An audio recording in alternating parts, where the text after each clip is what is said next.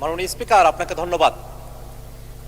মাননীয় সরকার দলীয় সংসদ সদস্য যে প্রস্তাবটি আজকে এখানে উত্থাপন করেছেন, সে প্রস্তাবের বিষয়ে আপনার আগে দৃষ্টি আকর্ষণ করছি। মাননীয় স্পিকার, আপনি সেদিন বলেছিলেন বিরোধী দলীয় নেতার যে প্রস্তাব, সেই প্রস্তাবটার ব্যাপারে আপনি নিজে বলেছিলেন যে যদি আইন প্রণয়ন সংক্রান্ত কোনো বিষয় হয় তাহলে সেটাকে প্রস্তাব আকারে এখানে উত্থাপন করা যায় না। সেদিন বিরোধী দলের ব্যাপারে আপনি যে কথাটি বলেছিলেন, সে কথাটি কেন সরকার দলের ব্যাপারে বলেন নাই, সেটি প্রশ্নে আপনাদের প্রশ্ন রয়েছে। মাননীয় স্পিকার, এই ক্ষেত্রে আমাদের একটা বক্তব্য আছে। মাননীয় স্পিকার, বিরোধী দলের নেতা যে প্রস্তাবটি উত্থাপন করেছিলেন সেটা আইন প্রণয়ন সংক্রান্ত কোনো ইস্যুতে ছিল না। মাননীয় স্পিকার, কারণ আইন অলরেডি প্রণীত হয়েছে, আদেশ জারি হয়েছে, অধ্যাদেশ জারি হয়েছে, সংবিধান সংস্কার পরিষদে আমরা শপথ গ্রহণ করেছি। আইনের কোনো প্রসঙ্গ এখানে ছিল না, বরং যে আইন হয়েছে সেটাকে বাস্তবায়নের প্রশ্ন এখানে ছিল। মাননীয় স্পিকার, আরেকটি কথা মাননীয় স্পিকার আপনাকে বলতে চাই, মাননীয় ডেপুটি স্পিকার এখানে ছিলেন, আর একজন সংসদ সদস্য মুজিবুর রহমান ইকবাল, তিনি একটি মুলতবি প্রস্তাব এখানে উত্থাপন করেছিলেন। সেই মুলতবি প্রস্তাবের ব্যাপারে সিদ্ধান্ত কি সেটা না জানিয়ে পরের প্রস্তাব এখানে দেওয়া হলো। মাননীয় স্পিকার, সেই বিষয়টা আপনার কাছে আমরা জানতে চাই। মাননীয় স্পিকার, আমরা একটা কথা খুব স্পষ্ট করে বলতে চাই, মাননীয় সংসদ সদস্য যে প্রস্তাবটি এখানে উত্থাপন করেছেন সেখানে তিনি বলেছেন যে জুলাই সনদ রাজনৈতিক সমঝোতার দলিল, সেটা সংবিধান সংশোধন, পরিবর্তন, আইন প্রণয়ন, এই বিষয়গুলোর কথা তিনি সেখানে বলেছেন এবং বলেছেন এটা বাস্তবায়নের পথরেখা কি হতে পারে সেই নিয়ে আজকের এই মুলতবি প্রস্তাব। মাননীয় স্পিকার, আপনার মাধ্যমে আমি তাদেরকে জানিয়ে দিতে চাই যে আজকে যে প্রস্তাবটি তিনি এখানে উত্থাপন করেছেন সেই প্রস্তাবটি উত্থাপন হওয়ার যোগ্য প্রস্তাবই নয়। মাননীয় স্পিকার, বিরোধী আমাদের যারা সরকার দলীয় সংসদ সদস্যরা আছেন তারা যে স্মৃতি বিস্মৃত হয়ে গেছেন সেই বিষয়টা আমাদেরকে কষ্ট দেয়। মাননীয় স্পিকার, আমাদের মনে রাখা প্রয়োজন 31শে জুলাই যেদিন ঐকমত্য কমিশনে সংস্কারের প্রস্তাবনাগুলো নিয়ে আলোচনা কনক্লুশন হলো, সেই দিনই সেই বৈঠকেই বাস্তবায়নের বিষয় নিয়ে কি আলোচনা হতে পারে সেটা নিয়ে সকল রাজনৈতিক দল আমরা সেখানে প্রস্তাব উত্থাপন করেছিলাম। জুলাই সনদ কিভাবে বাস্তবায়ন করা হবে সেটা নিয়ে সেই ঐকমত্য কমিশনে আলোচনা সমাপ্ত হয়েছে। সেই আলোচনার ফলাফল আজকে বিএনপি মানতে চায় না। এই কারণে আজকে বিএনপি ব্যাক স্পেসে তারা প্রেসিডেন্টের দিকে তারা ফিরে যেতে চায়। মাননীয় স্পিকার, সংস্কারের বিষয়ের যে ঘোড়া, সেই ঘোড়া অনেক দূরে গিয়ে গেছে।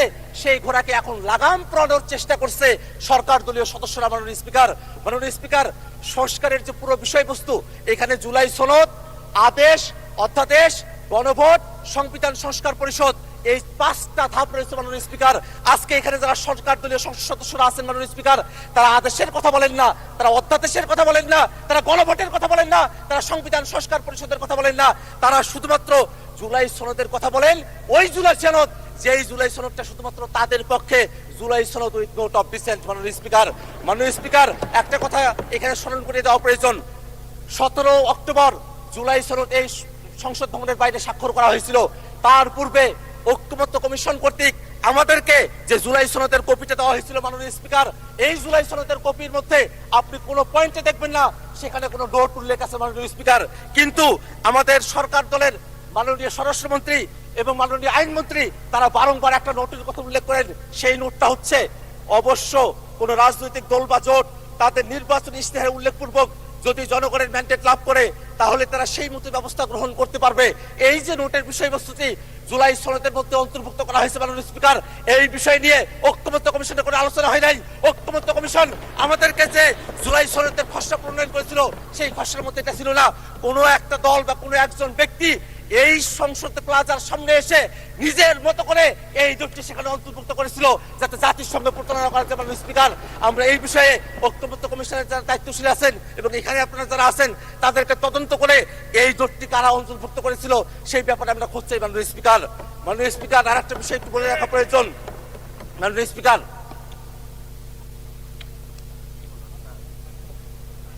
স্পিকার, জুলাই সনদ বাস্তবায়ন আদেশ কোথায় থেকে তার ভিত্তি আসলো, কোথায় থেকে তার আইনগত বৈধতা পাওয়া গেল, সেই প্রশ্নটা এখানে অনেকে করছেন মাননীয় স্পিকার। কিন্তু জুলাই সনদ আদেশটা তারা যদি পড়তেন, সেই জুলাই সনদ আদেশের একেবারে প্রিয়াম্বলের মধ্যে বলা আছে জনগণের সার্বভৌম ক্ষমতা এবং অভিপ্রায়ের বহিঃপ্রকাশ হিসাবে এই জুলাই সনদের যে আদেশ, সেই আদেশটা জারি করা হয়েছিল। মাননীয় স্পিকার, যারা জনগণকে এই কথা বলছে যে জনগণ গণভোটের এতগুলো বিষয় তারা কি পড়ে, জুলাই সনদ এতগুলো বিষয় পড়ে তারা কি ভোট দিয়েছেন, জনগণকে যারা এখানে সংসদে দাঁড়িয়ে মূর্খ সাব্যস্ত করতে চাচ্ছেন তাদের উদ্দেশ্যে আমরা বলি, আপনাদের এই পজিশন গণভোটের পক্ষে হ্যাঁ বলার পরে আজকে গণভোটের বিপক্ষে অবস্থান নেওয়া বিএনপির দলগত মূর্খতা বা সততাকে প্রকাশ করতে মাননীয় স্পিকার, আমরা এই কথাটা আপনার মাধ্যমে তাদের কাছে জানিয়ে দিতে চাই। একটা বিষয় মনে রাখা প্রয়োজন মাননীয় স্পিকার, এখানে সরকার দলের পক্ষে পার্থ ভাই তিনি দাঁড়িয়েছিলেন, তিনি বলেছেন সংবিধান একটা কোয়াজি কনস্টিটিউশনাল পরিস্থিতির মধ্য দিয়ে আছে। সরকারি দলের একজন এমপি যখন কোয়াজি কনস্টিটিউশনাল কথা বলেন, অর্থাৎ খণ্ডিত সংবিধানের কথা বলেন, তখন কিন্তু আমাদের যুক্তি বেশি সাব্যস্ত হয় মাননীয় স্পিকার, কারণ তারা বারংবার সংবিধানের পরিপূর্ণ বাস্তবায়নের কথা বলছেন, কিন্তু আমরা বলছি এটাই বাস্তবতা যে বাংলাদেশ 5 আগস্টের পরে একটা এক্সেপশনাল অবস্থার মধ্য দিয়ে আমাদেরকে যেতে হয়েছে মাননীয় স্পিকার। আমরা কনস্টিটিউশন পুরাটা মানতেও পারি নাই, পুরাটা ছাড়তেও পারি নাই, এমন একটা পরিস্থিতিতে আমাদেরকে আসতে হয়েছে মাননীয় স্পিকার। মাননীয় স্পিকার, সেই সময়টাতে খালেদা জিয়া, বেগম খালেদা জিয়াকে মুক্তি দেওয়া হলো, সেটা কোনো সংবিধানের ভিত্তিতে হয় নাই, কোনো আইনের ভিত্তিতে হয় নাই, সেটা জনগণের অভিপ্রায়ের ভিত্তিতে হয়েছিল। অ্যাটর্নি জেনারেল তিনি যেভাবে নিয়োগ পেয়েছিলেন সেটাও জনগণের অভিপ্রায়ের ভিত্তিতে হয়েছিল। এই যে জনগণের অভিপ্রায়ের ভিত্তিতে সেই সময়টাতে এক্সেপশনাল একটা পরিস্থিতিকে আমরা ডিল করেছিলাম, সেই পরিস্থিতিকেই টেকসই করার জন্য এই যে আদেশ, সেই আদেশটাও জনগণের অভিপ্রায় এবং ক্ষমতার ভিত্তিতে এটাকে জারি করা হয়েছে মাননীয় স্পিকার। মাননীয় স্পিকার, একটা বিষয় একটু জানিয়ে রাখা প্রয়োজন, আমরা জুলাই সনদে এমন অনেকগুলো বিষয় নিয়ে কথা বলেছি যেগুলো সংবিধানের মৌলিক যে কাঠামো আছে সেই কাঠামোর সেখানে ব্যত্যয় তৈরি করে। আমরা সেখানে বিচার বিভাগকে আমরা বিভিন্ন শহরে আমরা নিয়ে যাওয়ার কথা বলেছি, বিভাগীয় শহরে, সেই বিষয়ে বাংলাদেশের এর আগের কোর্টে তারা রায় দিয়েছিল যে এটা অসাংবিধানিক। এই ধরনের কিছু পরিস্থিতি এখানে রয়েছে মাননীয় স্পিকার, এমন অনেকগুলো সংশোধনী রয়েছে, এমন অনেকগুলো প্রস্তাব রয়েছে, সংস্কার রয়েছে, যেগুলো শুধু সংশোধনী দিয়ে সেটাকে টেকসই করা সম্ভব নয় মাননীয় স্পিকার। সে কারণে ঐক্যমত্য কমিশনে আমরা জাতীয় নাগরিক পার্টির পক্ষ থেকে দাবি করেছিলাম গণপরিষদের মাধ্যমে নতুন একটা সংবিধান করতে হবে। সরকার দলের পক্ষ থেকে বলা হয়েছিল সংসদের মাধ্যমে সেটা করতে হবে, এবং তারপরে ঐক্যমত্য কমিশনে সকল দল আলাপ আলোচনা করার পরে সকলে মিলে আমরা সিদ্ধান্ত গ্রহণ করেছিলাম যে গণপরিষদ না, সংসদ না, গাঠনিক ক্ষমতা প্রাপ্ত সংবিধান সংস্কার পরিষদ, তার মাধ্যমে এই বিষয়টা সুরাহা করতে হবে মাননীয় স্পিকার। যদি তারা আজকে সেটা ভুলে গিয়ে থাকেন, সেই ভুলে যাওয়ার স্মৃতিগুলো তাদের মনে না পড়তে পারে, পৃথিবীতে সেগুলো টেলিকাস্ট করা হয়েছিল, সেখান থেকে তারা যেন দেখে নেয় কিভাবে সংবিধান সংস্কার পরিষদের আইডিয়াটা সেখানে এসেছিল। এখানে জুনায়েদ সাকিব ভাই আছেন, তিনি তার পক্ষে বলেছিলেন, এখানে নূর ভাই আছেন, তিনি তার পক্ষে বলেছিলেন, এখানে যারা আছেন তারাই আজকে সেটাকে ভুলে গিয়েছেন মাননীয় স্পিকার। এটা আমাদেরকে বড়ই হতাশ করে মাননীয় স্পিকার। মাননীয় স্পিকার, আমি 1 মিনিট সময় বাড়িয়ে চাচ্ছি আপনার কাছে মাননীয় স্পিকার। মাননীয় স্পিকার, ওকে, 1 মিনিট বাড়িয়ে দেওয়া হলো, 1 মিনিটের মধ্যে শেষ করবেন, তখন মাইক অফ হয়ে যাবে। সংবিধান তো পুরোটা মানা হচ্ছে না মাননীয় স্পিকার। শেখ মুজিবুর রহমানের ছবি প্রত্যেক মন্ত্রীর অফিসে ঝুলানোর কথা, সেটা যে ঝুলানো হচ্ছে না, সেই জায়গার ভিত্তিটা কোথায় থেকে আসলো মাননীয় স্পিকার? এটা তো জনগণ ভিত্তিটা দিয়েছে, সেই কারণে সেটা মাননীয় স্পিকার। আমরা এই কারণে একটা কথা বলতে চাই, আজকে জুলাই সনদের যে আদেশ এবং যে গণভোট সম্পন্ন হয়েছে, সেই গণভোটের যে প্রশ্নগুলো আছে সেই প্রশ্নগুলোর দিকে আমরা একটু তাকাই। সেখানে স্পষ্ট করে বলে দেওয়া আছে সাংবিধানিক প্রতিষ্ঠানগুলোতে নিয়োগ হতে হবে একটা নিরপেক্ষ বডির মাধ্যমে, একটা উচ্চকক্ষ হবে যেটা ভোটের পিয়ার অনুযায়ী হবে, একটা তত্ত্বাবধায়ক সরকার হবে, যে তত্ত্বাবধায়ক সরকার একটা নতুন ফর্মুলায় হবে। এই বিষয়গুলো বিএনপি পালন করতে চায় না বিধায় তারা আজকে গণভোটের বিপক্ষে অবস্থান নিয়েছে মাননীয় স্পিকার। মাননীয় স্পিকার, আমরা খুবই বিনীতভাবে তাদের কাছে একটা কথা জানতে চাই, এই বিষয়টা কোনোভাবেই কোনো বিতর্কের বিষয়বস্তু নয়, এটা কোনো আলোচনার বিষয়বস্তু নয়।